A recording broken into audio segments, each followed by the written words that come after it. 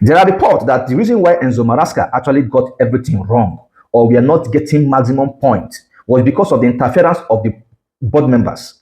That there are times when this man will do formation, they will start questioning him. And before you do any formation, you have to table the first 11 to the board members. Now it is the board members that will say, okay, put this person, remove this person before the kickoff match or the match starts. So these things, they don't really give the man the time to do things on his own. That Enzo Maresca never acted on his own.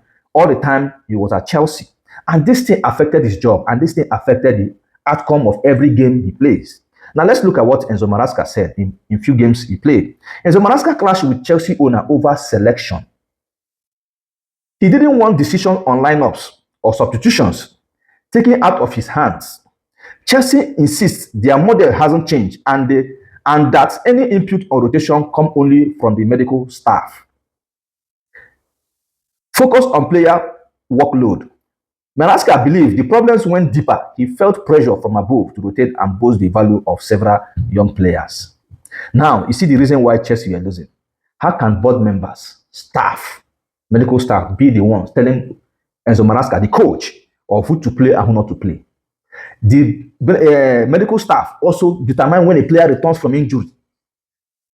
So these things and many more happened, and this man was enduring all of this. If you are a Chelsea fan and you dare blame Enzo Maresca for what happened in Chelsea, you are a hypocrite and you don't know what is happening in your club.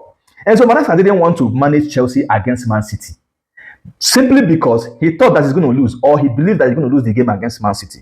And many said that another thing that actually prompted this whole scenario that escalated to the point that Enzo had to leave his or vacate his position as the manager of Chelsea was because he spoke with Manchester City hierarchy. There was a rumor that came out sometime that Manchester City board are interested in getting the services of Enzo Maresca if Pep Guardiola eventually leaves the club. That they've seen Enzo Maresca as the next coach that will coach the club after Pep Guardiola leaves. Now, and they, according to the report, that they spoke with Enzo Maresca, and this did not go down well with the hierarchy of Chelsea.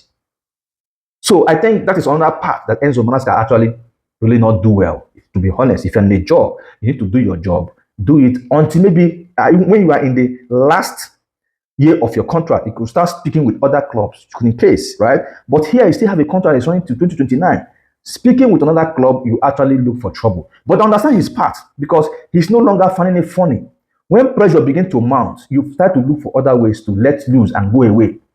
And I think this is the reason why Enzo Maresca had to do what he did to speak with Man City owners for a possible employment, right? So now that Enzo has left the club, they can now get any coach of their choice.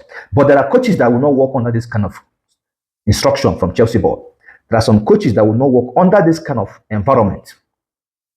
The likes of Klopp, the likes of Conte, the likes of Mourinho will never work in this kind of condition they gave to Enzo Maresca. That the medical staff will be the one to determine the rotation of the squad. Will be the team to tell him who to substitute and who not to substitute. It will never go down with any coach. You see, that's why there are coaches who could actually succeed in some environment, and there are some coaches who cannot succeed. If you want a coach to succeed, you need to let this coach have his way. In terms of player purchase, in terms of player selling, in terms of rotation of the team, in terms of everything, you need to give this man a free hand to operate. So that when he fails, you know that yes, he failed because he is only responsible for everything that happens in the club. In the administrative part of the club, he does not have hand in it. But when it comes to the first team players, how they play, the first 11, how they play, allow this coach to do his job. When he's fed up with a particular player, I cannot work with this player. It is now bound to the administrative staff of the team or the club to look for solution. He said, okay, sell this player and get me this player. That is how things have been done. Not you mandating or pressing pressure on the coach to put a particular player.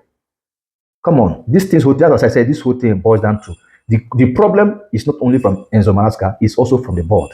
Everybody that is in that club actually did what they did to frustrate this man and let him leave. It's so funny, I swear, it's so funny. Madness.